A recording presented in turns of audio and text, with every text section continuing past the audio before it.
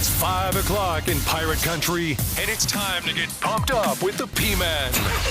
Hit the door and hit the road. 94.3 The Game is going to get you home, and the P-Man's not holding back. Yes! Yes! Pirates win!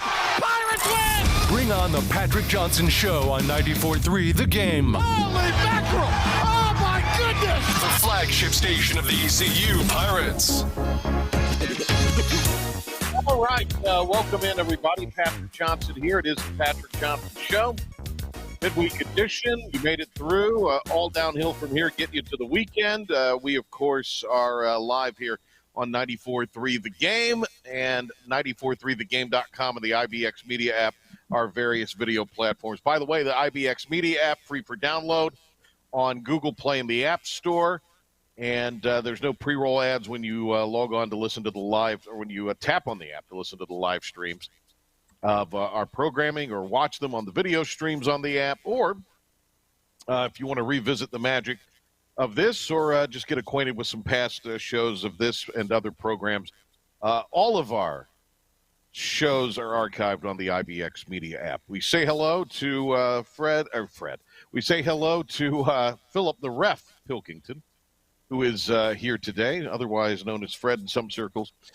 Pilk, you are tracking many things today, and you'll have an update for us coming up as well. But is there any big thing we need to know as we go into the show here today? That big news that I was hoping might break, I have not seen anything about it yet. So, hey, we got an hour. Who knows what might happen? All right, we'll see what happens. Pilk will be on top of all of that. Let's go now to our video feed. We have fed the squirrels. They're running. We've got us connected to lovely Carteret County, Emerald Isle, where the one and only Doug Martin, one-time ECU offensive coordinator, head coach at Kent State and New Mexico State, and also the head coach, or rather the offensive coordinator for the USFL's Breakers. He's got some Breaker swag on today, which I've challenged him now to get me some Breaker swag because I want some. Coach, how are you?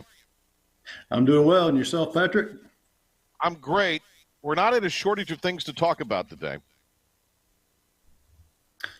Big week of college football, right? Yeah, absolutely. Let's start with the big controversy of the week to start things, and that was the playoff. Did the committee get it right with these four teams? Yeah, I think, somebody was going to get left out no matter what, right? And when you only have four teams to go. If you're saying that we want to take the four best football teams, then yes, I would say they did have it right, only because of the injury that Florida State has at quarterback. They're not the same team without the quarterback, Jordan Travis. He makes a huge difference. And you can see, even though they won their last two games, they couldn't score like they were earlier. And when you go play Michigan, you go play Alabama, and those teams, you're going to have to score to win games. So, yeah, on that side of things, I'd say they got it right. Now, I'm heartbroken for Florida State. I mean, I just think that's terrible. A team goes undefeated and doesn't get into the playoff situation. So if it was a deal where the committee was going to say, well, it's not the four best teams, it's the most deserving teams, then you take Florida State. So, right. Either way you go, somebody was going to get left out. I think Alabama's probably playing the best football right now of any of those four. But it's just a tough situation. And I will say this too, Patrick, the ACC is a little bit to blame here themselves. Last year they had a vote and they were pushing to go to the 12-team playoff this year. And the Atlantic Coast Conference commissioner voted against it. He was one of the three conferences that didn't want to do it this year. So, they put themselves in this bind a little bit. Do you think were you surprised Georgia dropped like they did? I was, but I think that's a little bit of politics in the committee that, they didn't want to say that they were trying to salvage two SEC teams. Had they kept Georgia up there probably where they deserve to be, then it would have come down to, well, we may have to keep Texas out also. And then you say, well, Texas beat Alabama, and it was going to get into all that type of mode. So I think that was a little bit of, CYA on their part. Texas getting in, do you agree with that? I do. I think, again, when you look at the teams, how well the teams are playing right now, they're playing at a higher rate. They're playing really good football. and they did have a win over Alabama. It was early in the year and all that, but, they did have that win, and they finished out really strong. And they're a balanced team. I think when you look at the 4 teams that are in the playoff, they've all got good offense. They've all got good defense. They can win in a variety of ways. And I think that's what really hurt Florida State when it came down to trying to pick the 4 best teams is, yes, they're playing great defense, probably not going to be great on offense, can play special teams, and that was probably the difference. I want to ask you as far as the regular season, 12-team playoff, will that devalue it? But does this exercise, this way it went down, does it in any way devalue the regular season? Because it looks like we're headed to there. I mean, really, it's just TV inventory at this point. Yeah, I mean, again, I think with only 4 teams, it was going to be a disaster at some point, and this is kind of it. This would have been a great year to have that 12-team playoff because you had some teams that were really playing well. Ohio State has a case to make. Georgia has a case to make. Oregon was playing great football. I mean, there were a lot of teams that if you went to a 12-team model, really could have made a run and made this thing really interesting.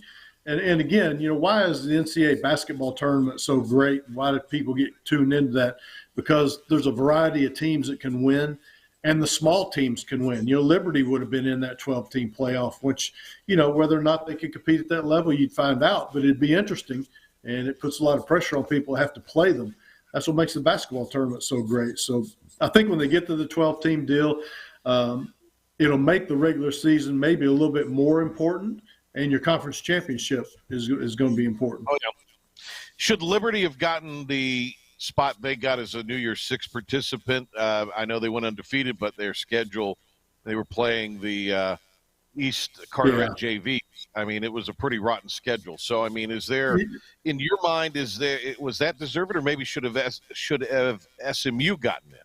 Or JMU? Yeah, I mean, if you're asking me, then I think strength of schedule should have come into play with that, and probably SMU would jump them. And again, SMU is probably playing the best they've played all year at the end of the season.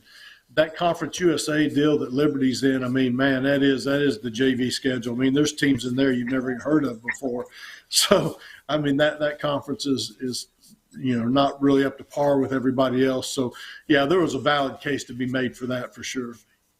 We're talking to Doug Martin, and last thing, as we sit here right now, and we'll hopefully talk to you before all of these games, but as we sit here right now, who do you have winning the respective semifinals, and then who do you have winning the championship, and why? Yeah, I think Alabama will beat Michigan, and again, I think it's just because of the overall team, and I think the mobile quarterback that Alabama presents. I'm not sure Michigan's seen a quarterback that can run and throw the way Alabama's can right now. And then I've loved Washington. I told you early in the year Washington was a team to watch, and I really like them a lot. But I think Texas may be playing better at this point than they are. Now, you have the long layoff before you play the game, and those type of things could come into play. But I kind of like where Texas is right now, and I think you're going to get a rematch between Alabama and Texas. All right. And then who wins it? I think if it goes down to that, I think Alabama will win it. And more along the lines, I put up that on, I just think Nick Saban, I have a lot of respect for him and the way he prepares the team. And to give him that long to prepare, I just think they'll be hard to beat. Considering that the injury deal is equal on each side, yeah, I'd give Alabama the favor. Does Saban then ride off into the sunset? No. He'll coach. He will coach until he is dead on the sidelines now. I mean, it's just in his DNA. I don't ever see him giving, as long as his health is okay, I don't ever see Nick walking away from it. He just, there's some guys, they just don't have other hobbies in their life, and this is really what motivates them and what gets them up in the morning. And he's one of those guys. This is, for whatever reason, I'm not built that way. A lot of other guys are not built that way, but he is. And he's going to coach as long as he can coach. So I have 2 challenges for you. Of course, the swag for the Breakers for me, but I also have the challenge of you need to get Saban to come to Carteret County in July or sometime if you're not busy. Of course, you might, and fish with you. Fish with you and Logan. That's the challenge. Yeah, we could. That'd be a good TV show. We could work on that. Yeah, the way recruiting is now for college athletics. I mean, that recruiting cycle just goes year round. It's hard for those guys to get any time off, but we'll work on it. All right, I want to talk to you about some of the teams in the state. I want to talk to you about the ECU offensive coordinator hire and just what you think stylistically that may wind up being. And I do want to talk to you about this huge NCAA news yesterday, the proposal of another division. So can we get a quick break in so we don't keep you for too long and come back and do that? All right. More with Doug Martin when we come back here on the Patrick Johnson Show. And stay with us. We'll talk about a lot of things, including the Pirates, when we come back.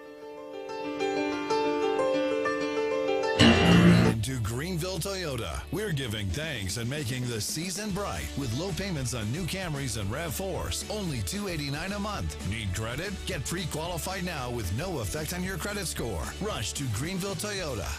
Other restaurants claim their food is fresh and fast, but are they friendly? At Moore's, you're treated like family the minute you walk into their doors. With locations in Winterville, New Bern, Swansboro, Morehead City, and Jacksonville. We've been practicing what we preach since 1945. At Moore's, our barbecue is slow cooked and smoked over real wood daily until it's so tender it's falling off the bone. Combined with our fresh chicken, cooked-to-order seafood, and homemade fixins, we're sure you'll agree. If it's not Moore's, it's less. Acre Station Meat Farm, along with Lane Angus Beef, bring you Farm to Fork Beef. Stock your freezers now with affordable beef boxes, just in time for the grilling season. Farm to Fork Beef brings quality local beef to your family. From your traditional butcher shop, Acre Station Meat Farm. Come on down to Acre Station Meat Farm and find out why we're #1 in fresh cuts and friendly service. Acre Station Meat Farm, Highway 32 North, Pinetown. At GoEco, we don't just supply the office space. We create solutions for any environment. Our state-of-the-art commercial-grade video display is perfect for watching film with the team.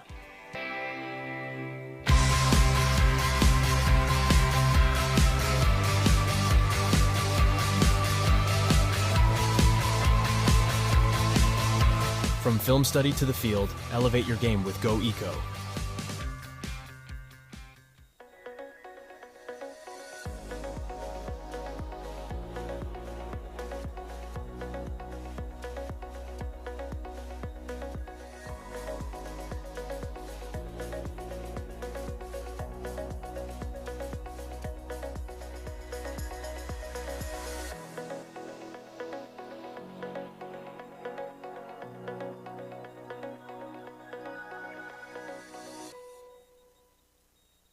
Storm season is approaching. North Carolina weather can damage your roof, and before long, a small leak can turn into a big problem. Your home is one of your biggest investments, so protect it with Wells Home Improvements.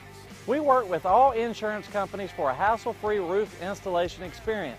Call us today and get 10% off your roof installation when you mention this commercial. 252-227-8403 or visit us online at wellshomeimprovements.com. Wells Home Improvements. Local, honest, dependable. It's time to give thanks, and Greenville Toyota is making it happen with no payments for 3 months. Yes, we're thanking our customers with no payments till next year. That means extra money in your pocket, just in time for holiday shopping. Rush to Greenville Toyota.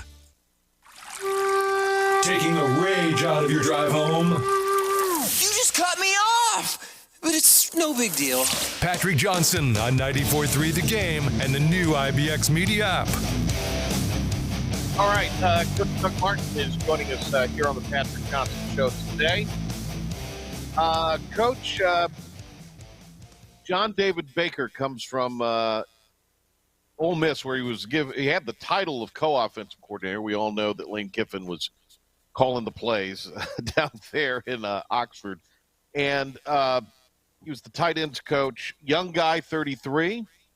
You were a young guy that was 33 once in the game, so you know what that is like. But he's going to come in. I'm going to play a cut for you what he talked about when he was asked Monday stylistically what he sees out of the offense. Hit it, Pilk.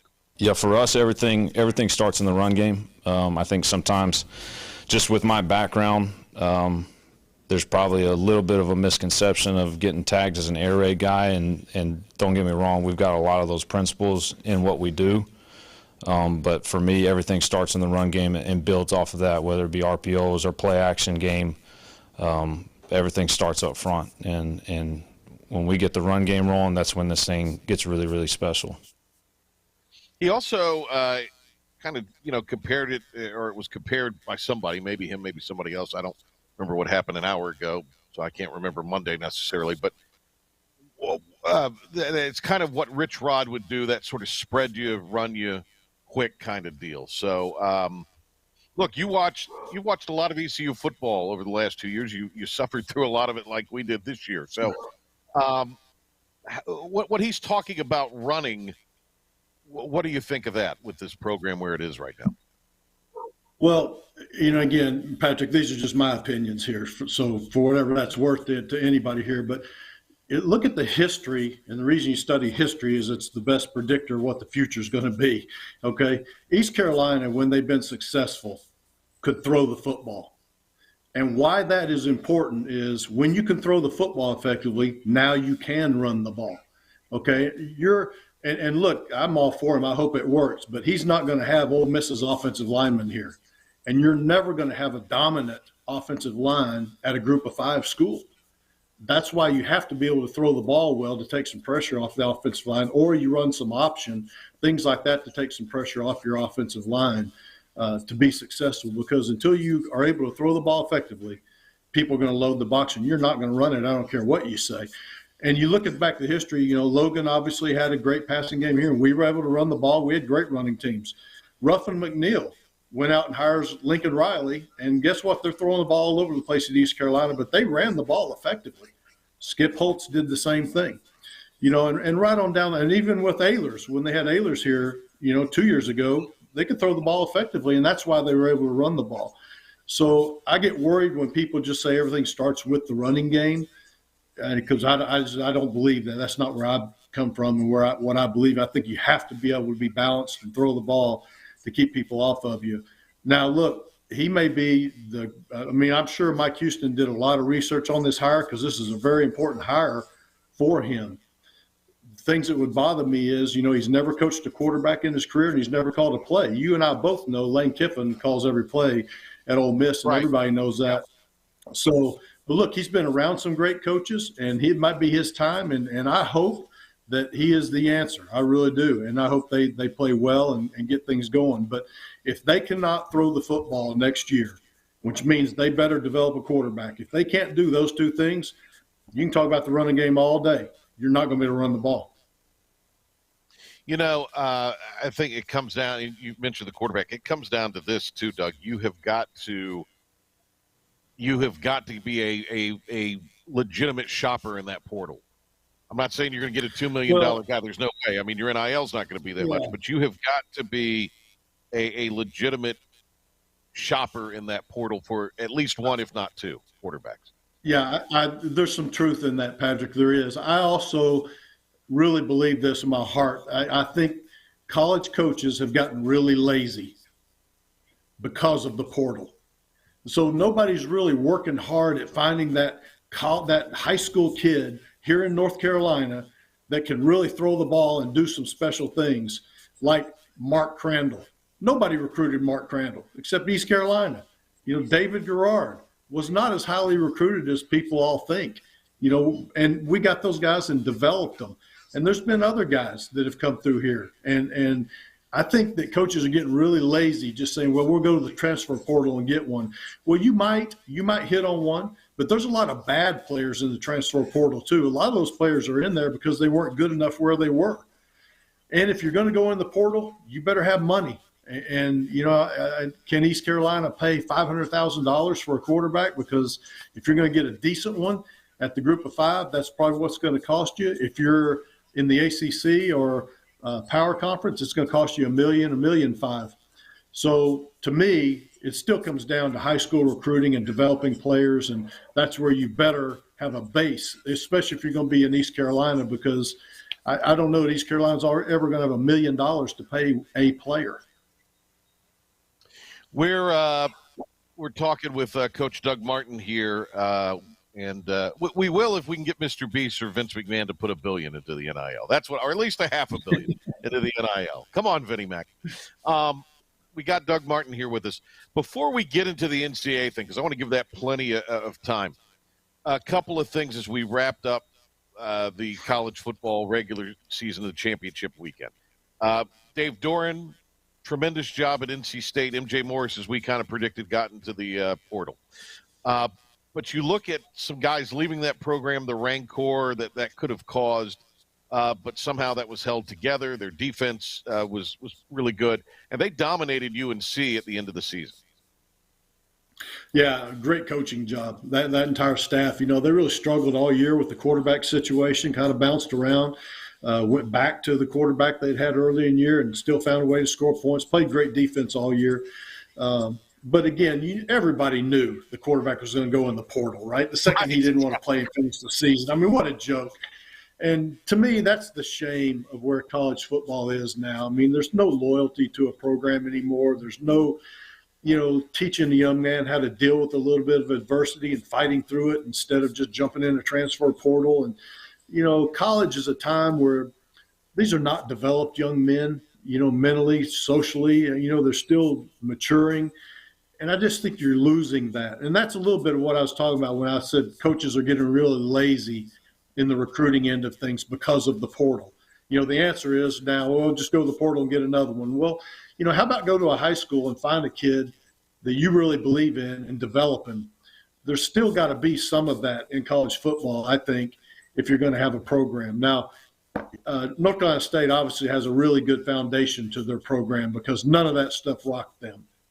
They fought through it, and I thought one of the best coaching jobs in the ACC this year. How about UNC and Mac Brown? For the second year in a row, they've kind of fallen off a shelf after they get through or into October. Yeah, there's an image of North Carolina that it's a little bit soft. The program is a little bit soft. That's always kind of been there. And I don't know what that is. Can't really put my finger on why that is, but it really seems like, every year they'll run into a team that'll just bloody their nose and they don't respond. Or at the end of the year, when things get tough and you're going to play some tough teams in a row and you've got a couple of injuries, they just seem to not be willing to fight through that. And, I don't really know what that is with them, but, certain programs have certain characteristics that follow them and carry them. And that one has kind of always been with UNC in my opinion. With Duke, they're still, as we sit here today, looking for their head coach, or have not named the person as of yet. Who knows who that's going to be? What kind of person, what are the attributes of a coach that's going to go to Duke and succeed like Elko did and like Cutcliffe did in many ways? Yeah, well, I think, they've got a great resource in Cutcliffe there to help them pick this next coach. And if I was them, I would be relying on him heavily. And I think he had a lot to do with Elko being hired to come there, who did a tremendous job also. And maybe they want to listen to Elko if he has some advice for them. But, obviously Duke, you're dealing with some academics there, a little bit different than other places. I coached at Boston College, and we had to deal with that too. So it's a little bit different from that standpoint. You do have to be a national recruiter at schools like that. Boston College, we were all over the place, high school-wise, nationally. So there's some challenges there. But, man, there's been a really good foundation laid there by Cutcliffe and Elko. And, hopefully they can get the right guy and continue that. So it was announced yesterday that the NCAA's president, Charlie Baker, wants to create a separate division where the schools are paying the athletes. There are some minimum standards of that. We'll get into all that. You've been saying for the longest time that the FBS is destined to splinter. So is this the opening salvo? This is it. This is it. And 10 years ago, Todd Berry, who worked with me at East Carolina and went on to be the president of the association, was telling me this was coming. And I said, Todd, there's no way. But he's right. He's been exactly right. And here it is. So what this is, Patrick, this is the Georgias, the Ohio States, the Alabamas of the world who have all the money to do whatever they want to do. They don't want to be told by East Carolina or Duke or Wake Forest that they can't give these players this amount of money and do these certain things. Their fight is that, if you can't keep up with us financially, then you don't need to be in our league. And that's what this is getting ready to do. This is coming now to where these teams are going to, separate, and they're going to be in their own financial world. Just looking at it, it will cost you, if you want to move up to the division they're talking about being, it's going to cost your program $6 to $6.5 million just to make the minimum payment to the players that they're talking about doing. Well, even Wake Forest, I think, has about $4 million in NIL money, so they can't hit that mark. They're talking about paying each scholarship athlete $30,000 a year. Well, do the math on that, because now you got to take care of your women's sports also because of Title IX. So you're talking about a big splinter here that's coming, and they want to be able to make their own rules. They want to be able to hire as many coaches as they want to hire. They want to be able to play whoever they want to play. So there's going to be no more playing FCS schools. There's going to be no more of them playing East Carolina like Michigan did last year and giving you $1 million or whatever it was to come up there and play. They're going to keep all that money to themselves now. TV is going to go that way. This is going to be a real tragedy, in my opinion, for college football. But this is the way, when they opened that Pandora's box up of paying players, it was inevitable that this is where it was going to go. I think you would be surprised some of the schools who would try to do this outside of the ones you mentioned, and then some of the schools who you would think might try this that probably aren't going to go anywhere near it because of, again, just the amount of money and the Title IX. Doesn't mean they're anti-women's sports. It's just at some point economics has to come in play here for some of these. I know it's deficit spending in athletic departments. I get that. But, I mean, at some point there has to be a tipping point. And, I say that to say somebody we've already talked about, Liberty. They got money. They could do this if they wanted to. Yeah, I don't think they could do it over the long haul, because what you're talking about now is, this is going to be yearly payment. This is not going to be a one-time NFL, NIL payment. You're going to be paying, and again, the $6.5 million to get in this deal, that is the absolute minimum. There's a minimum payment that you have to make to move up to this level is what they're talking about. Well, that's the payment. So, can you generate that much money year after year after year, and can you compete? Because if you're staying at the minimum, then you're not getting the same players that the people that are paying $20 million are getting. Right. What does this do to conference? I mean, are we talking new conferences? Or is the division, the subdivision, just play within itself, and those are the TV games? Well, this is why you've been watching all the conferences expand like they have, the SEC, the ACC, taking schools that geographically do not fit, but they knew they had to start building up for when these other teams are going to leave their conference. So you're going to see teams that are going to leave these respective conferences to get into this division, because this division, is going to be whatever it is. Let's say it's 15 teams. They're going to be playing just themselves. They're not going to dip down and play, out of their conference and out of their league. They don't need to anymore. It's basically professional football at the collegiate level. I wonder, and this is above our pay grade for sure, but I just wonder, how like that ACC grant of rights, which is airtight, how that affects this. I mean, it's just there's. I wonder how quickly they feel like they can implement this. There are some that are ready to go right now. This wouldn't have come up if there were not places that were ready to move on right now, and most notably most of the Big Ten and probably most of the SEC. Would it just be those two conferences, and then everybody else maybe would join as they are in a position they feel like they're able to get out of their media deals? Yeah, obviously that's where you're going to get the lawyers and everybody else involved in how fast this can move and how fast it can go. But the fact that they publicly put it on the table tells you they're wanting to move really quickly now. And with the 12-team playoff coming, that's probably another motivator to get it done quicker. So, those things are above my pay grade. I don't know how all that will work. But I think in some ways this may end up being a good thing for the rest of college football, because everybody else can get rid of that insanity and go back to really playing, a better version of college football. Kids at the other levels are still going to get NIL money, which I think players should get more money than just the scholarship. But the way they did it and how fast they implemented it, and not having a plan and not knowing the repercussions of everything that was going to happen was really poorly done. But now the Wake Forests, Boston Colleges, Vanderbilts, Northwestern, all those schools, Iowa State, there's a school that doesn't have that type of money, it's been a good football school. Those guys are going to go back to playing more of what we've all respected in college football, that hopefully will be a little bit more loyalty to your school and those type of things. The programs that I think it's really going to really destroy is a group of five. I don't know how a group of five team is going to manage through all of this. It's going to get harder and harder. Do you foresee maybe a more regional component then? I mean, the conferences, maybe there's a hard reset and you go back to, what we've kind of also appreciated in college football, the regional rivalry aspect of it. I would hope that that's what happens. I think that would be better for the division that stays, what I would call with some sanity. I would hope that there are more regional ties and geographic ties, so you get some rivalries and those type of things. And I think there's still going to be some opportunities for some schools to move up maybe into what was a power conference league. The ACC could lose 4 teams. So who do they replace? Who do they move up to if they want to keep things going? The SEC loses some people. Who do they move up? So somewhere along the line, some group of fives may get rewarded for this.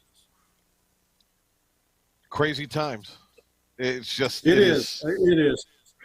And Patrick, and again, I listen. I'm one of those guys. I always felt like athletes should have gotten more than what they just were getting from a normal scholarship, and that was the NCAA being hard-headed and not ever wanting to change. And then by the time they wanted to change, it was out of their hands, and it went so fast that it's just been poorly planned, and things haven't been thought out, and TV's pushing all these things, and now you got Congress involved, and congressmen are wanting players paid and all this. Well, those guys don't know if a football's blown up or stuffed. Yeah, but they're involved and they're making the decisions. And, here we go. Once you get the federal government involved in this thing, then, yeah, you're really going to fix it with them. So there's so many hands in the pie right now that it's frightening where college athletics is going.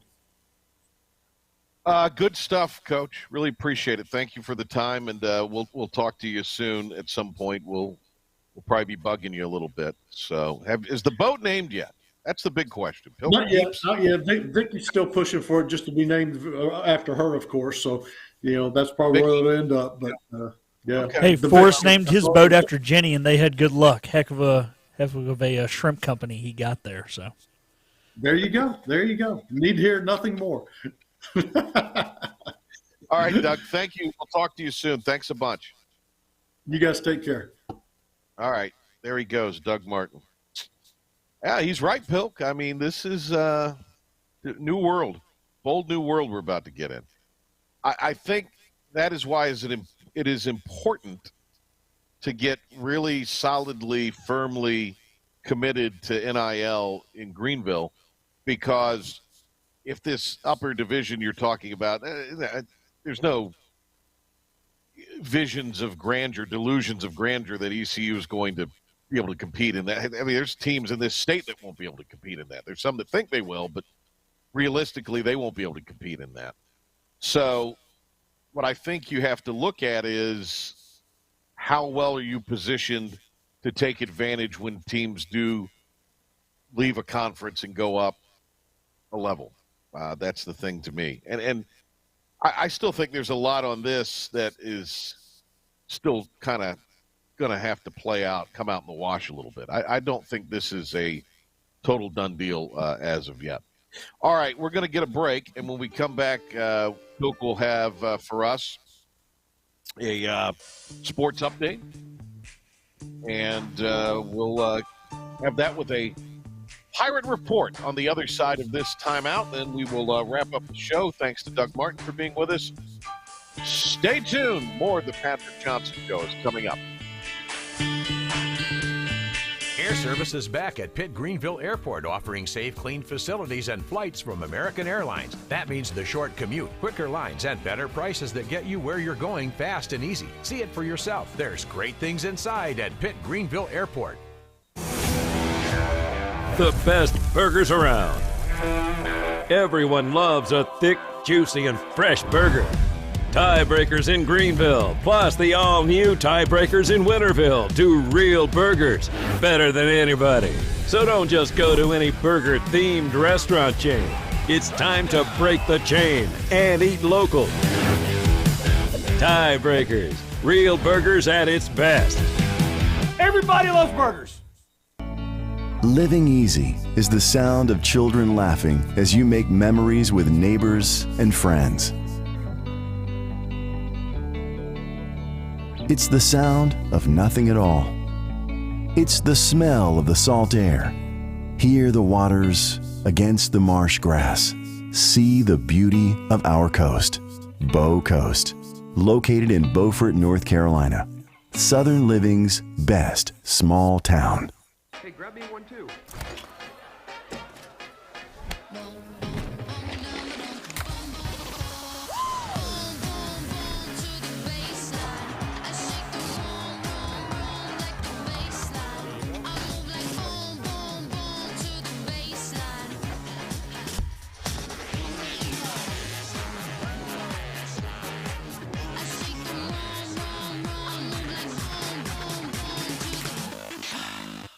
Air Service is back at Pitt Greenville Airport, offering safe, clean facilities and flights from American Airlines. That means the short commute, quicker lines, and better prices that get you where you're going fast and easy. See it for yourself. There's great things inside at Pitt Greenville Airport.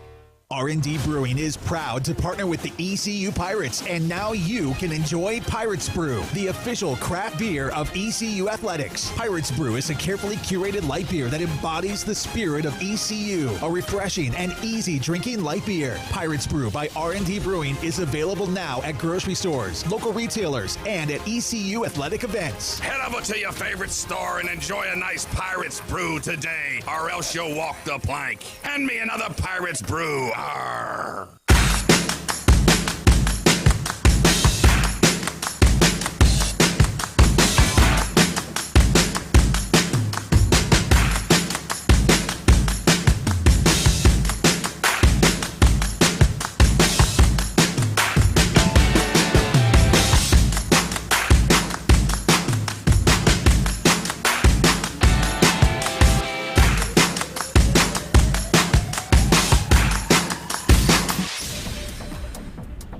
Pilkington here with your 94.3 The Game Sports Flash Update and Pirate Report. The new OC, John David Baker, addressed the Pirate Nation earlier this week for the first time, and he explained what he will be looking for in a new quarterback. He's got to be a proven leader. He's got to be tough. Those are the first two things you got to look at, because I can't ask that guy to get in the huddle and those other 10 guys look at him and them not know that or feel that. Pirate basketball will be back in action this weekend as they host South Carolina on Saturday. Coach Schwartz talked about what his team needs to do this week to prepare for the Gamecocks. But the message is, hey, we have to get better between, what day is it today, Monday? We have to get better Wednesday, Thursday, Friday, and we have to get better Saturday. The Gamecocks will be in action tonight against 24th ranked Clemson. That'll be a road game for South Carolina. Both teams come into this contest at a perfect 7-0. The number 2 commit for next year's basketball class, combo guard Dylan Harper from the state of New Jersey, will stay in the Garden State, as he has announced earlier today that he will take his talent to Rutgers. The Canes will be back in action tonight. They will be trying to turn their Canada swing around. They fell to the Jets 2-1 on Monday night. They will be in Edmonton tonight to start their Alberta trip. They'll play Calgary tomorrow night. And Brett McMurphy has reported that the Texas-Oklahoma Red River rivalry has extended their rights to play at the Cotton Bowl through 2036. The game has been played at the Cotton Bowl every year since 1932. That'll do it for your 94.3 The Game Sports Flash Update and Pirate Report. On the other side of this timeout, we will be back to wrap up the Wednesday edition of the Patrick Johnson Show. show. Fifth Street Hardware is the home of the $9 lunch special Tuesday through Fridays. $9 specials every day, including the famous Burger Day on Tuesdays, Flatbread Pizza Wednesday, the famous Fifth Street Hardware Reuben on Thursday, and fried fish or shrimp on Friday. Plus trivia on Wednesday nights and live music every Thursday nights. And the Prime Rib Brunch Buffet has returned on Sundays. You heard that right. The Brunch Buffet with all the great items, including prime rib. Fifth Street Hardware in downtown Greenville.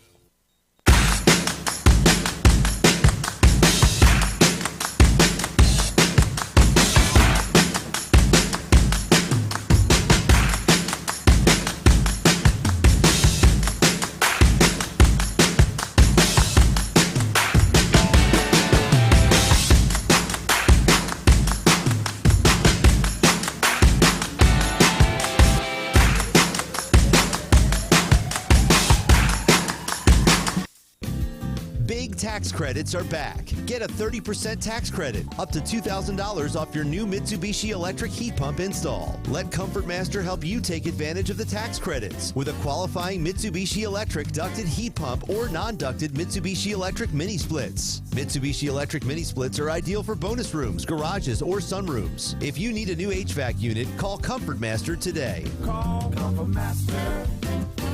Call Comfort Master.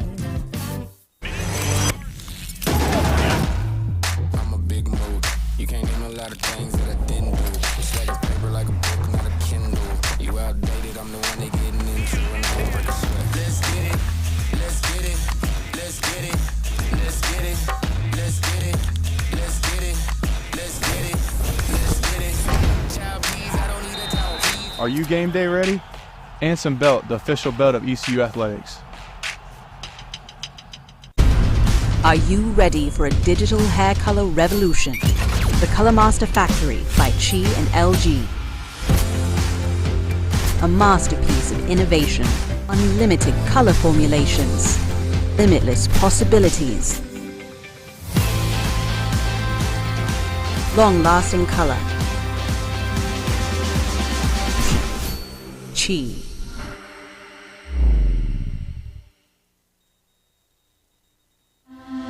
This is about you, your family, and the health of all who live in Eastern North Carolina. This is about the transformation of a health system into something more powerful and more human, about creating new ways to treat disease and keep you well. This is about ECU Health, which is to say, it's really all about you. ECU Health. Minds, hearts, purpose. And now, the stunning conclusion of the show. It's the P-Man here on 94.3 The Game.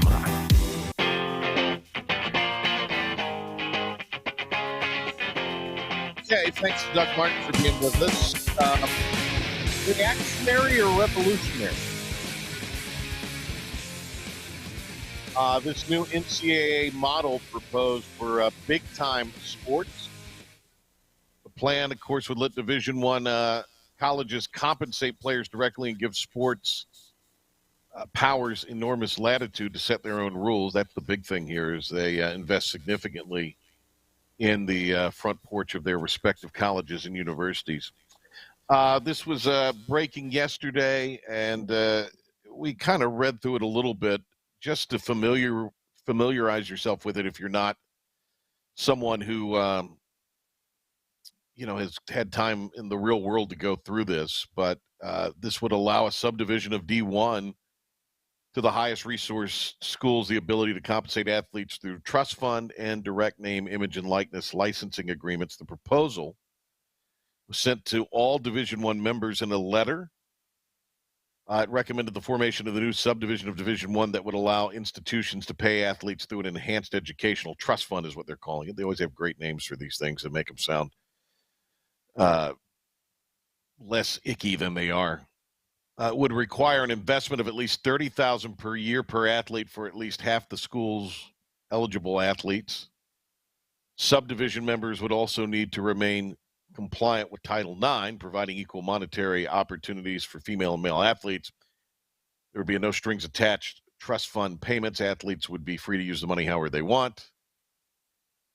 If the proposal were to pass, schools in the new subdivision would create their own rules separate from Division I, a level defined by more required investment in sports than D2 and D3 that nevertheless features vast financial disparities among its 350-plus institutions.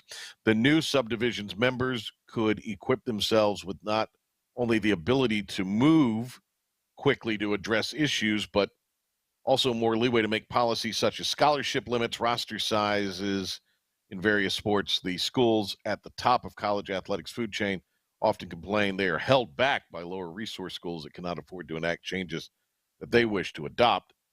In the letter to D1 members, Charlie Baker, who's the president, called his proposal forward-looking framework that gives the educational institutions with the most visibility, the most financial resources, and biggest brands an opportunity to choose and operate with a different set of rules more accurately reflect their scale of the model. You know what's interesting about this, Pilk, is that this is the NCAA's attempt to have their cake still and eat it too, because inevitably the SEC and the Big Ten and maybe others would break off and do their own thing, inevitably. This tries to keep some form of a guardrail on it, or at least, and that's not even guardrails. The NCAA doesn't give a damn about guardrails. They just care about being able to still have the media rights for the NCAA tournament and their other championships. And I have to imagine that there will be some kind of way here that the NCAA is able to weave in and get their hands on some of this football money. That's just my thought. So Doug talked about it, that he, had a friend that recognized it about 10 years ago. I had a roommate who does work in college athletics that predicted this about 5 years ago when the whole Oklahoma, Texas, the SEC thing came out, that football was going to break off. And the NCAA knows this. And like you said, they just want to keep some of their piece of the pie with the money. They don't care if there's another division of football as long as they see the money. However, the football teams or the schools could not care less whether the NCAA is a part of it or not. They just want to break off. And now that this whole Title IX thing got put in there, I think there is a less chance of that happening. And the reason the Title IX thing got put in there is A, it has a little bit to do with the law and our stupid government. And if they didn't put it in there, the Megan Rapinos of the world would have a cow. And, the NCAA is all about being politically correct. Woohoo! The proposal that any D1 school could enter into an NIL deal directly with athletes, which is not currently permissible. He would also remove the current cap on education-related compensation for athletes. The thrust of Baker's message was the NCAA needs to further remove restrictions around schools' abilities to directly compensate athletes, creating a permissive structure in which who can afford can do more or be allowed to do more. Under the proposal, schools in both Division I subdivisions would continue to compete against one another for NCAA championships, except for in FBS football, which is run and governed by the College Football Playoff. It's clear that though Baker doesn't spell out that the highest resourced schools he is referring to throughout the letter are in the Power 4 leagues now, is what they call it, the SEC, Big Ten, ACC, Big 12. Commissioners for those four conferences have been lobbying Congress together, seeking help on issues such as NIL that affect their constituents as far as their peers in lower D1. Just kind of rolling through this article here. I mean, this is the thing that's been going on behind the scenes at the high level, and maybe I'm crazy, but Pilk, I don't think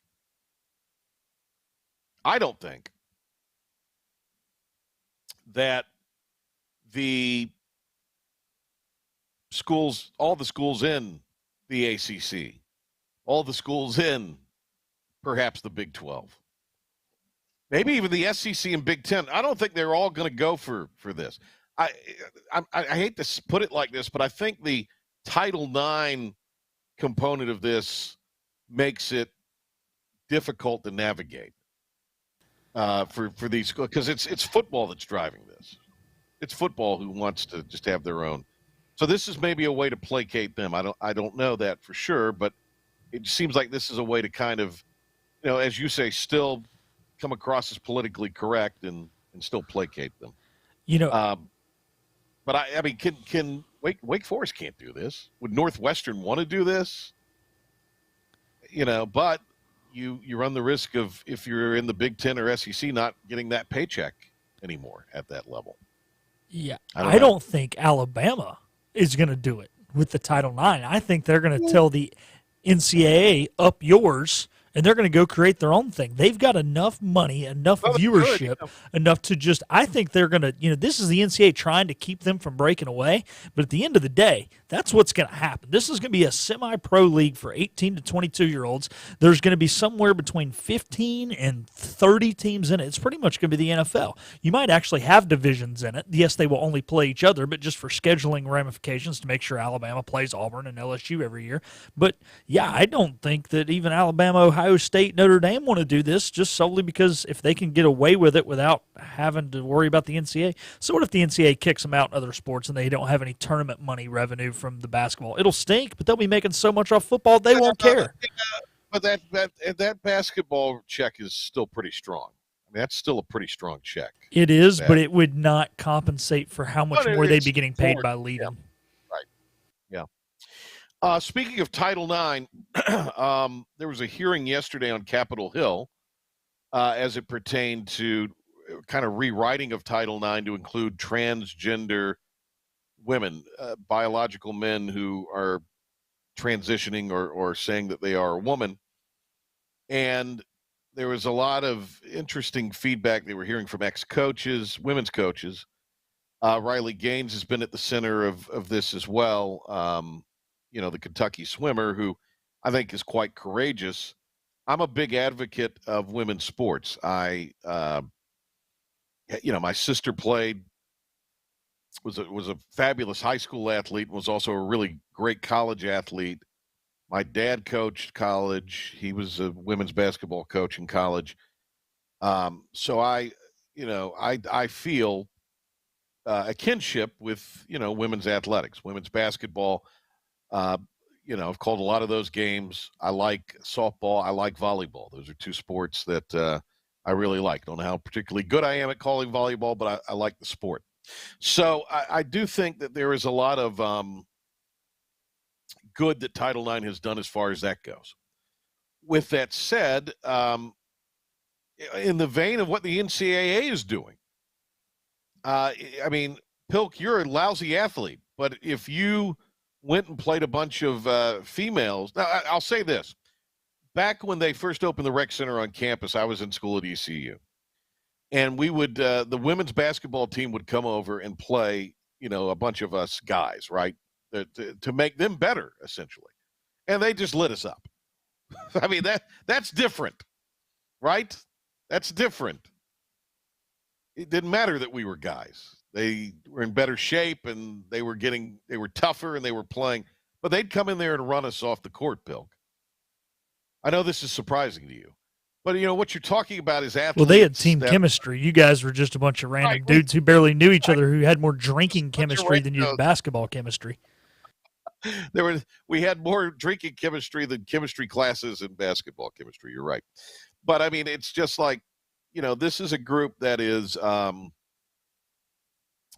if you take, the Leah Thompson thing is a great example of this. You have someone who was a middling to not very good swimmer at the collegiate level.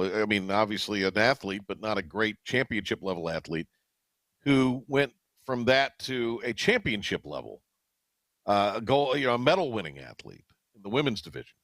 Doesn't mean that the women aren't any good.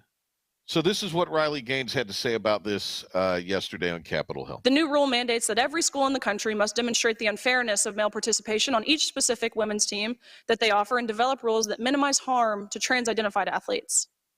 But what about the harm to us?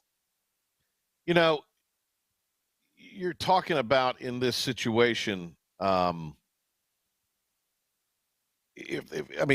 why wouldn't a coach go out and get an athlete who's a biological male at birth over a female because they would feel like it would give them a better edge to win, especially in what we're heading towards now with the NCAA? You can't tell me that if you're paying female athletes $30,000 minimum, if not more, then that becomes a higher stakes game than it already is. So, I mean, this is not good for women in competing. I know there's a lot of guys with daughters out there in our audience who compete in sports and are great athletes and work very, very hard. You're casting all of that hard work by young women aside by bringing in somebody who's inherently physically dominant to most all these women athletes, the vast majority of them. And I think that's unfortunate. And I think anybody who pretends that they're for Title IX, but they're not for it if they're for this, because this is not the spirit of what Title IX was. This is not the same thing as equal opportunity and access. So I would call on the NCAA to do what they're doing with high-level sports, create a subdivision, create a trans athlete subdivision. Why couldn't you do that? Right? Yeah, I mean, I think that's the thing. That's the only way you're going to protect women's sports. Yeah. Because if not, what's the whole point of Title IX? There's going to be no women's sports left. Exactly. All right, tomorrow we're going to be on at 10 on our video platforms, back here on the radio at 5. We'll be joined by Jim Zoki with the Panthers Radio Network, and Brian Mull will talk some college basketball news and notes with him. Thanks to Doug Martin. Great segments with him today. Lots of good, interesting topics. And thanks to Philip Filthy. Back in the morning on Talk of the Town. The Big Hit will be back, so I hopefully won't have to host. If I do, I will. If I need to, I will. Then we'll see you back here tomorrow at 5 o'clock on the radio, 10 on the video platforms, the PJ Show. Hi, I'm D.R. Alligood. And I'm his daughter, Jessica. For 11 years, we have built quality driveways and parking lots for both your residential and commercial needs. We also offer free on-site quotes to have your custom driveways built the way you want. Call AA Hauling 252-946-1227 or AAHauling.com. R&D Brewing is proud to partner with the ECU Pirates, and now you can enjoy Pirates Brew, the official craft beer of ECU Athletics. Pirates Brew is a carefully curated light beer that embodies the spirit of ECU, a refreshing and easy drinking light beer. Pirates Brew by R&D Brewing is available now at grocery stores, local retailers, and at ECU athletic events. Head over to your favorite store and enjoy a nice Pirates Brew today, or else you'll walk the plank. Hand me another Pirates Brew. Living easy is the sound of children laughing as you make memories with neighbors and friends. It's the sound of nothing at all. It's the smell of the salt air. Hear the waters against the marsh grass. See the beauty of our coast. Bow Coast, located in Beaufort, North Carolina. Southern Living's best small town.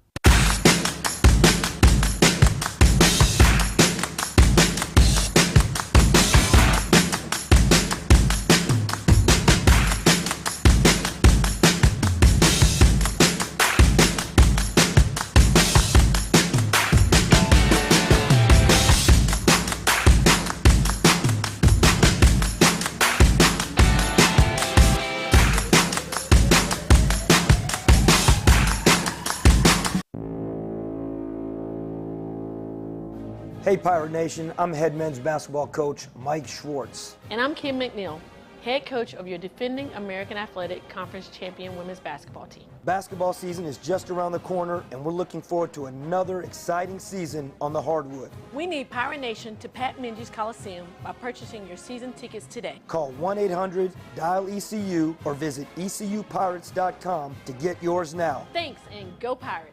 Hi, I'm D.R. Alligood. And I'm his daughter, Jessica. For 11 years, we have built quality driveways and parking lots for both your residential and commercial needs. We also offer free on-site quotes to have your custom driveways built the way you want. Call AA Hauling 252-946-1227 or AAHauling.com. I'm a big mood. You can't name a lot of things that I didn't do. It's like a paper, like a book, not a Kindle. You outdated, I'm the one they getting into. And I won't break a sweat. Let's get it. Let's get it. Let's get it. Let's get it. Let's get it. Let's get it. Let's get it. Let's get it. Child, please, I don't need a towel, please. Are you game day ready? Anson Belt, the official belt of ECU Athletics. tax credits are back. Get a 30% tax credit, up to $2,000 off your new Mitsubishi electric heat pump install. Let Comfort Master help you take advantage of the tax credits with a qualifying Mitsubishi electric ducted heat pump or non-ducted Mitsubishi electric mini splits. Mitsubishi electric mini splits are ideal for bonus rooms, garages, or sunrooms. If you need a new HVAC unit, call Comfort Master today. Call Comfort Master. Call Comfort Master.